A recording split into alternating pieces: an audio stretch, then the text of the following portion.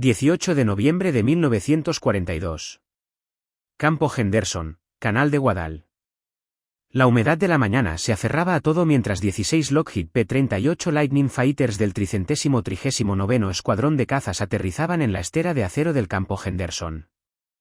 Los observadores japoneses, ocultos en la periferia de la jungla, transmitieron por radio sus evaluaciones a Rabaul con una diversión apenas disimulada.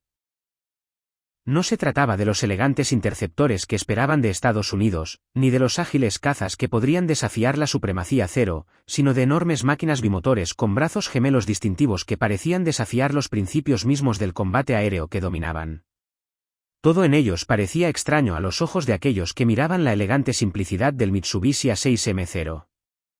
Demasiado pesado, demasiado complejo, demasiado americano en su excesiva ingeniería. El Zero Fighter había sido refinado hasta la perfección mediante sustracción, cada gramo innecesario eliminado, cada componente minimizado, logrando una maniobrabilidad suprema a través de la pureza del diseño. Sin embargo, aquí los estadounidenses habían hecho lo contrario. Se agregaron motores, se agregó peso, se agregó complejidad. En Rabaul, sede de la 11ª Flota Aérea de la Armada Japonesa, recibimos estos informes con satisfacción.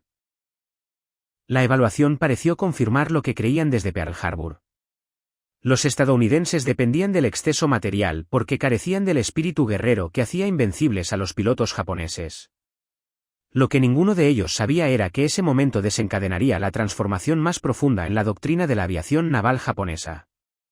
Una demolición sistemática de toda suposición sobre las capacidades estadounidenses a través de una misión imposible que ocurriría en solo 5 meses. Las matemáticas de la supremacía aérea estaban a punto de ser reescritas, no en los tradicionales combates aéreos, sino en una nueva dimensión de la guerra que los japoneses nunca habían imaginado. Una intercepción precisa de largo alcance que culminaría en la muerte de su activo más irreemplazable, la creciente confianza. La actitud desdeñosa había comenzado meses antes, en agosto de 1942, cuando la inteligencia japonesa informó por primera vez sobre la aparición de estos nuevos y extraños cazas en las Islas Aleutianas. El 9 de agosto de 1942, 2 P-38s del 343º Grupo de Cazas derribaron un par de hidroaviones japoneses Kawanishi H-6K, el primer avión japonés destruido por un rayo. Pero esta acción distante en la niebla que envolvía a los aleutianos parecía irrelevante para el teatro principal de operaciones. La evaluación inicial de inteligencia japonesa distribuida a las unidades de combate en septiembre de 1942 reflejaba un exceso de confianza institucional. El informe afirmó que el diseño de 2 motores representaba la tendencia estadounidense hacia la complejidad mecánica por encima de la eficiencia en combate y predijo que tales aviones demostrarían ser inferiores a nuestros cazas en todas las situaciones de combate que requieran maniobrabilidad. Entre los oficiales que revisaron estos informes estaba el comandante Minoru Gender, el genio táctico detrás del ataque a Pearl Harbor. Su evaluación, registrada en documentos oficiales de la Marina, decía: los estadounidenses, al no haber logrado igualar nuestro cero con cazas convencionales, ahora recurren a diseños no convencionales. Cada componente adicional es otro punto de fallo. El Zero nace de la filosofía guerrera del máximo resultado con el mínimo material. Estas máquinas americanas representan la filosofía opuesta. Los primeros encuentros parecen confirmar la confianza japonesa. Cuando los P-38 comenzaron a operar desde el canal de Guadal en noviembre de 1942, los pilotos japoneses informaron que los cazas estadounidenses parecían reacios a participar en combates aéreos tradicionales. Esto se interpretó como miedo más que como táctica. Las primeras señales inquietantes. El 18 de noviembre de 1942 marcó el primer combate entre P-38 y cazas japoneses sobre el canal de Guadal. Los pilotos del 339º Escuadrón de Cazas que escoltaba a los bombarderos Boeing B-17 afirmaron que 3 aviones japoneses fueron destruidos. Aunque modesto, este compromiso demostró algo nuevo. Los P-38 se habían negado a ser arrastrados a combates con virajes, y en su lugar habían realizado pasadas a alta velocidad desde la altitud. Pero fue el 27 de diciembre de 1942 cuando se produjo el primer shock serio. 12 P-38 del 39º Escuadrón de Cazas se encontraron con una fuerza japonesa sobre Doadorura, Nueva Guinea. El compromiso fue breve pero decisivo. Los P-38, manteniendo la ventaja de altitud y negándose a participar en combate de maniobras, destruyeron múltiples aviones japoneses mientras sufrían pérdidas mínimas. El diario de guerra del Cuarto Grupo Aéreo de la Armada Japonesa, capturado después de la guerra, registró una creciente preocupación. Diciembre de 1942, los cazas bimotores aparecen sobre nuestras bases a altitudes que nos cuesta alcanzar. Cuando nuestros cazas ascienden para atacar, se lanzan a través de nuestras formaciones a una velocidad excepcional, disparan y ascienden antes de que podamos responder con eficacia. El aspecto más preocupante para los pilotos japoneses era la aparente inmunidad del P-38 a las tácticas tradicionales. La legendaria maniobrabilidad del CER, que había dominado a todos sus oponentes desde China, parecía irrelevante contra un enemigo que se negaba a girar. El fallo de la inteligencia. La evaluación que hizo la inteligencia japonesa del P-38, revisada en enero de 1943, todavía reflejaba una subestimación peligrosa. El informe distribuido a todas las unidades de combate afirmaba: el caza bimotor Lockheed representa la filosofía industrial estadounidense más que su eficacia en combate. La evaluación indica una velocidad máxima estimada de 562 km por hora, techo de servicio de aproximadamente 9.144 metros, alcance de 500 a 600 metros, armamento, ametralladoras montadas en el morro. Evaluación táctica. El peso y la complejidad de este avión lo hacen vulnerable a nuestros cazas en el combate tradicional. Los pilotos deberían forzar los combates a corta distancia donde nuestra superioridad es absoluta. La realidad era completamente distinta. Los modelos P-38G que llegaban al Pacífico podían alcanzar los 642 km por hora en vuelo nivelado, ascender hasta los 12.144 metros, y con tanques de combustible de desembarco, atacar objetivos a más de 1.600 km de distancia. La potencia de fuego concentrada de las ametralladoras calibre 450 y el cañón de 120 mm en el morro proporcionaba una precisión devastadora. Para enero de 1943, los pilotos estadounidenses habían desarrollado tácticas diseñadas específicamente para explotar las ventajas del P-38. El mayor John Michie, quien más tarde lideraría la misión Yamamoto, estaba perfeccionando estas tácticas con 339º Escuadrón de Cazas. La regla fundamental era simple: nunca renunciar a la ventaja energética para participar en combates de maniobras con cazas japoneses. La revelación del Mar de Bismarck, del 2 al 4 de marzo de 1943. La batalla del Mar de Bismarck proporcionó evidencia que debería haber destrozado la complacencia japonesa. Los P-38 volaron en primera línea mientras bombarderos estadounidenses y australianos aniquilaban un convoy japonés que intentaba reforzar a Ley. 8 buques de transporte y 4 destructores fueron hundidos. Los P-38 se adjudicaron numerosas victorias aéreas, protegiendo con éxito a los bombarderos atacantes. Los relatos de supervivientes japoneses registrados en interrogatorios de posguerra describían que los P-38 mantenían su posición a altitudes que la escolta cero apenas alcanzaba. Cuando los cazas japoneses finalmente alcanzaron la altitud de combate, se encontraron en una desventaja energética que resultó fatal. Pero incluso este desastre fue justificado en los informes japoneses. La evaluación oficial atribuyó la inferioridad numérica y la sorpresa en lugar de reconocer la superioridad tecnológica y táctica estadounidense. Esta negación institucional persistiría hasta que fuera demasiado tarde. El error de cálculo fatal. 1 de abril. 1943. Operación Higo, la masiva contraofensiva aérea del almirante Yamamoto, se lanzó desde Rabaul. La campaña tenía como objetivo aplastar el poder aéreo estadounidense en las Islas Salomón y demostrar la continua superioridad japonesa. El propio Yamamoto se había presentado para dirigir personalmente las operaciones. Los resultados de la primera operación fueron catastróficamente erróneos al alto mando japonés. Los pilotos se adjudicaron victorias fantásticas.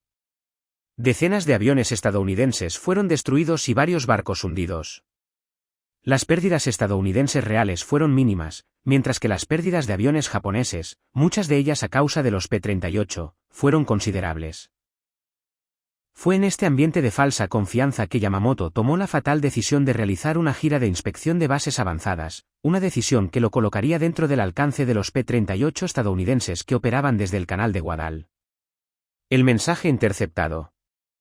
13 de abril de 1943. Las estaciones de interceptación de radio estadounidenses copiaron un mensaje naval japonés en el cifrado JN-25D. Tras horas de trabajo, los analistas de criptas en Pearl Harbor descifraron un itinerario detallado para la gira de inspección del almirante Yamamoto. El mensaje especificaba que el 18 de abril, el comandante en jefe partiría de Rabaul a las 6 en un bombardero medio escoltado por 6 cazas con horarios de llegada precisos a varias bases. La información se envió de inmediato al almirante Chester Nimitz, quien decidió intentar una interceptación. El único avión del arsenal estadounidense capaz de llevar a cabo la misión era el P-38 Lightning. El punto de interceptación estaría a 640 kilómetros del canal de Guadal, en el límite extremo del alcance del P-38, incluso con tanques de combustible.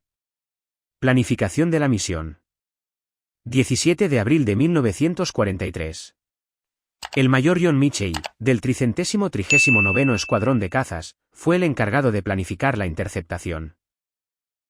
La ruta tendría que ser de 600 metros para evitar las islas y posiciones de vigilancia costera bajo control japonés, volando a la altura de la cresta de la ola para evitar la detección por radar. 18 P-38 volarían en la misión, 4 designados como el escuadrón de ataque para atacar a los bombarderos, 12 como cobertura superior para manejar las escoltas 0 y 2 de reserva. Los pilotos seleccionados incluyeron al capitán Thomas Lanier Jr., al teniente Rex Barber, el teniente Besby Holmes y el teniente Raymond Digne para el vuelo decisivo. La navegación de Mitchell tendría que ser perfecta.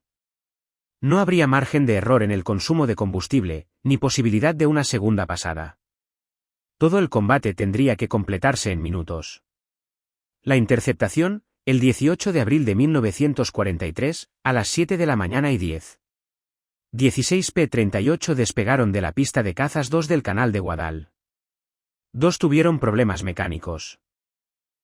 Volaron durante 2 horas y 20 minutos a 15 metros sobre el nivel del mar, manteniendo un silencio de radio absoluto, navegando únicamente con brújula y reloj.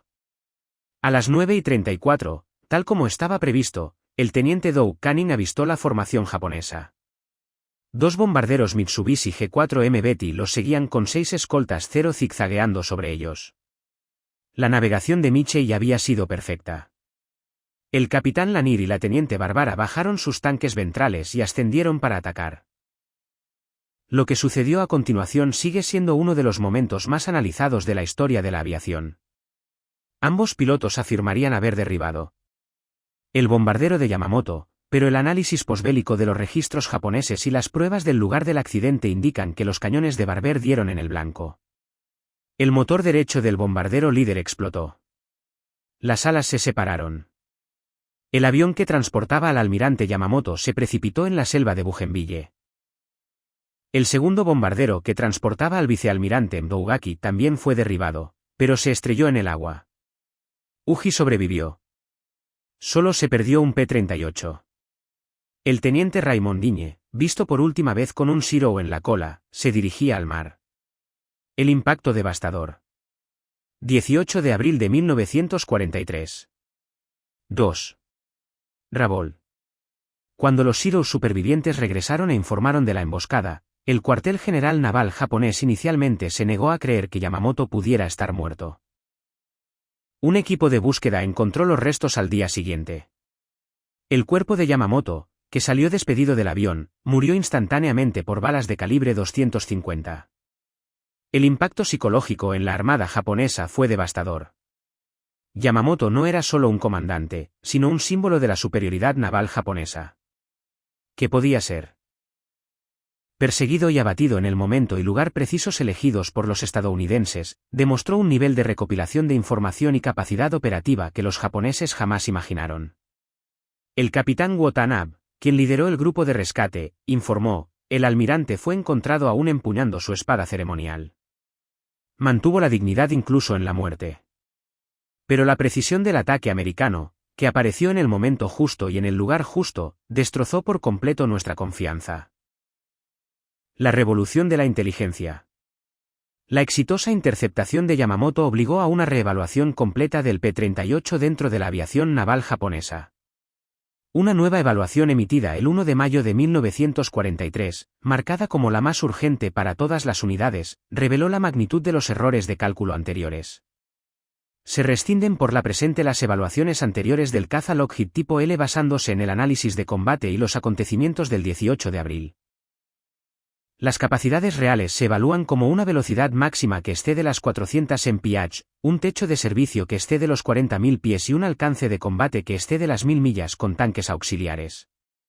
El armamento concentró una potencia de fuego que excedió ampliamente las estimaciones iniciales. Velocidad de ascenso superior a la de todos los cazas japoneses por encima de 15.000 pies.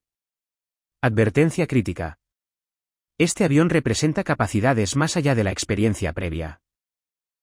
Evite el combate a menos que posea una clara ventaja táctica. La revolución táctica de mayo de 1943 trajo cambios fundamentales a las tácticas de los cazas japoneses, todos impulsados por la amenaza del P-38. La Armada Imperial japonesa emitió nuevas directivas de combate que revirtieron años de doctrina al enfrentarse a los cazas bimotores estadounidenses. No intentes igualar su ascenso por encima de los 20.000 pies. No los sigas en inmersiones a alta velocidad. Atacan únicamente cuando están comprometidos a realizar un ataque terrestre o a escoltar bombarderos. Desvincularse si mantienen la ventaja de altitud. Estas directivas representaron una inversión completa de la filosofía de combate japonesa, que siempre había enfatizado el combate agresivo y la superioridad espiritual sobre los factores materiales. Las pérdidas acumuladas. A lo largo de 1943, el P-38 destruyó sistemáticamente el poder aéreo japonés en las Islas Salomón y Nueva Guinea. El coste para los pilotos experimentados fue catastrófico. A diferencia de los pilotos estadounidenses, que a menudo sobrevivían a los derribos gracias a las operaciones de rescate y a la capacidad del P-38 de regresar con un solo motor, las pérdidas de pilotos japoneses solían ser fatales. En septiembre de 1943, la mayoría de los pilotos japoneses entrenados antes de la guerra estaban muertos. Sus reemplazos, que pasaron apresuradamente por programas de entrenamiento abreviados, carecían tanto de las habilidades como de la experiencia para competir con los cada vez más competentes pilotos estadounidenses del P-38. Las estadísticas eran condenatorias. Horas de vuelo promedio de un piloto japonés antes del combate, 1943, 200. Horas de vuelo promedio de un piloto estadounidense de P-38, 1943, 400, más la tasa de supervivencia de los pilotos japoneses después de 10 misiones, 40%. La tasa de supervivencia del piloto estadounidense P-38 después de 10 misiones es del 80%. La ofensiva de bombardeo de octubre de 1943. Los P-38 revelaron otra dimensión de su superioridad. La capacidad de escoltar bombarderos a distancias que ningún caza japonés podría igualar. Los B-24 Liberates, anteriormente vulnerables a la intercepción, ahora atacaban objetivos en todo el perímetro defensivo japonés con escoltas P-38 que podían permanecer con ellos durante misiones enteras. Las matemáticas eran implacables.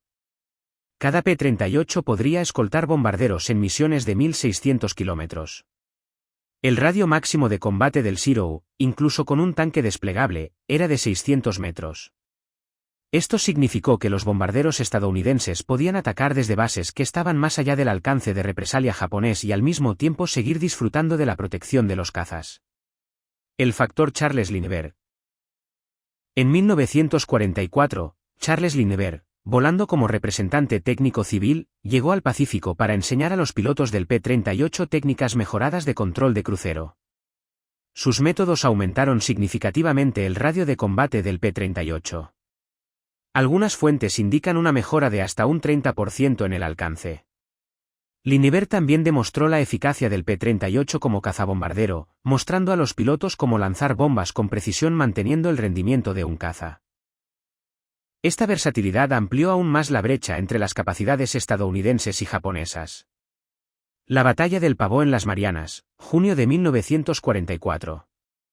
La Batalla del Mar de Filipinas demostró hasta qué punto había cambiado el equilibrio. Mientras que los F-6 Hellcat soportaron la peor parte del combate de cazas, los P-38 que operaban desde bases terrestres proporcionaron cobertura de largo alcance y reconocimiento que ayudaron a orquestar lo que se conoció como el Gran Tiro al Pavó de las Marianas. La aviación naval japonesa, que otrora había sido la élite mundial, fue masacrada. Los pocos pilotos japoneses supervivientes informaron que los cazas estadounidenses, incluidos los P-38, parecían estar en todas partes a la vez, siempre con ventaja de altitud, siempre con superioridad numérica. La carrera Ace. A lo largo de 1944, los pilotos estadounidenses del P-38 en el Pacífico compitieron en lo que llamaron la carrera Ace. Las estadísticas cuentan la historia. Mayor Richard Bond, 40 victorias, todas en P-38. Mayor Thomas Maguire, 38 victorias, todas en P-38. Coronel Charles McDonnell, 27 victorias. Teniente Coronel Gerald Johnson, 22 victorias. Estos puntajes, logrados en aproximadamente 2 años de combate, excedieron los totales de victorias de la mayoría de los ases japoneses sobrevivientes que habían estado volando desde 1937. El P-38 se había convertido no solo en un caza, sino en una máquina de hacer ases. La evaluación final. En 1945, la aviación naval japonesa había dejado efectivamente de existir como fuerza de combate. El P-38, junto con otros cazas estadounidenses, había destruido sistemáticamente no solo aviones sino todo el conocimiento institucional de la aviación naval japonesa. Una evaluación técnica japonesa de posguerra reveló hasta qué punto habían juzgado mal la filosofía de ingeniería estadounidense. El P-38 representaba conceptos de diseño que no logramos comprender. Redundancia antes que simplicidad. Motores gemelos que proporcionan capacidad de supervivencia.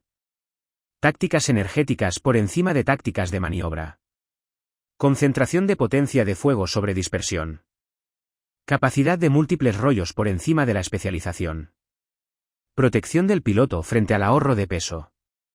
Cada característica que descartamos como excesiva resultó decisiva en el combate real. Los números que cuentan la historia. Las estadísticas finales del P-38 en el Teatro del Pacífico. Avión japonés destruido por P-38. En total se confirmaron más de 1.800 aviones japoneses, incluido el G-4M del Almirán Yamamoto el 18 de abril de 1943. La producción del P-38 fue de 10,37 aviones. Producción máxima de más de 400 por mes en 1944. Estadísticas de la misión. El total de salidas del P-38 en el Pacífico supera las 65.000. Tipos: barrido de cazas, escolta de bombarderos, ataque terrestre, reconocimiento. Alcance promedio de misión, más de 600 millas. El impacto de la misión Yamamoto según las evaluaciones japonesas de posguerra. El impacto moral es devastador e irreversible. Efecto estratégico. Pérdida del estratega naval más capaz de Japón. El impacto psicológico demostró que ningún líder japonés estaba fuera del alcance estadounidense. La realidad industrial. La comparación de la producción reveló la inutilidad de la resistencia japonesa. Mientras Japón luchaba por producir entre 300 y 400 cazas mensuales de todos los tipos combinados, Lockheed por sí solo producía más de 400 P-38 por mes en su pico de producción. Además, Estados Unidos estaba produciendo simultáneamente en masa los modelos P-51 Mustang, P-47 Thunderbolt, F-6F Hellcat y F-4 Corsair. Más importante aún, cada avión estadounidense se producía utilizando técnicas de cadena de montaje que garantizaban una calidad constante e incorporaban mejoras continuas basadas en la experiencia de combate. Los aviones japoneses, construidos cada vez más con mano de obra reclutada y utilizando materiales de inferior calidad, sufrieron una disminución a medida que avanzaba la guerra. La catástrofe del entrenamiento de pilotos. El factor más decisivo fue el entrenamiento de pilotos del programa de entrenamiento americano P-38 de 1944. Entrenamiento de vuelo inicial de más de 200 horas. Formación avanzada de más de 100 horas. Formación específica P-38 de más de 50 horas. Total antes del combate 400 horas más. Entrenamiento de piloto japonés, 1944. Tiempo total de vuelo antes del combate, 100 a 150 horas, a menudo menos de 20 horas en el tipo. No hay combustible para un entrenamiento extenso. Instructores reclutados para prestar servicio en combate. El resultado era previsible. Los pilotos estadounidenses del P-38 llegaron al combate con un entrenamiento extenso y se unieron a escuadrones con veteranos experimentados que les transmitieron su sabiduría de combate. Los pilotos japoneses llegaron apenas capaces de volar en formación y a menudo morían en sus primeras misiones. El impacto estratégico. El largo alcance del P-38 alteró fundamentalmente la estrategia en el Pacífico. Los documentos de planificación japoneses de 1944 revelan cómo el alcance del P-38 limitó sus operaciones. Todos los movimientos de la flota deben tener en cuenta la capacidad de reconocimiento y ataque del P-38. Las operaciones diurnas dentro de su alcance invitan a la destrucción. Esto restringe nuestra flexibilidad operativa a un grado intolerable. La incapacidad de la Armada japonesa para operar libremente durante el día dentro del alcance P-38, que en 1944 significaba la mayor parte del Pacífico Occidental, alteró fundamentalmente la dinámica de la guerra. La brecha tecnológica. A finales de 1944, los modelos P-38J y L habían abordado todas las deficiencias identificadas en combate. Motores mejorados, alerones reforzados hidráulicamente, mejor calefacción de la cabina y frenos de picado hicieron que el Lightning fuera superior en cualquier régimen de rendimiento. Mientras tanto, Japón luchaba por mantener la producción del obsoleto modelo 0, sin recursos para desarrollar o producir diseños más avanzados en cantidades significativas. Los cazas japoneses de finales de la guerra, como el N-1K2J George y el Kai-84 Frank, eran diseños excelentes, pero llegaron demasiado tarde y en muy pocas cantidades como para que tuvieran importancia. El testimonio de los supervivientes. Los interrogatorios posteriores a la guerra realizados a los pilotos japoneses supervivientes revelaron la transformación completa de su percepción del P-38. El teniente comandante Sadamu Kamachi, entrevistado en 1946. Comenzamos la guerra creyendo que nuestro espíritu y habilidad eran superiores al materialismo estadounidense. El P-38 demostró que la tecnología bien empleada vence al espíritu.